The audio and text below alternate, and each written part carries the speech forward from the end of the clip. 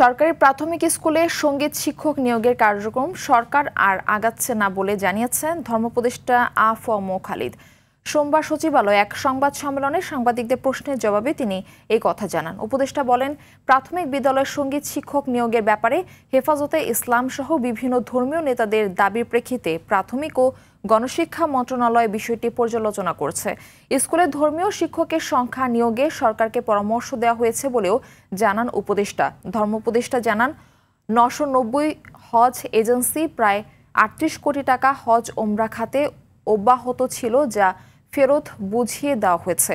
এ পর্যন্ত ৬০,০০০ জন হজে যেতে নিবন্ধন করেছেন বলে জানান। মধ্যে যারা দিতে পারে নাই এরকম সংখ্যা কত, এটা যদি আমরা আজকে বিকেলের ভিতরে পেয়ে যাই তাহলে কালকের বৈঠকে আমরা বলবো যে এতজন হাজি ইজ ওয়েটিং ফর রেজিস্ট্রেশন। এটা প্রাথমিক ও গণশিক্ষা মন্ত্রণালয়ের আওতায়।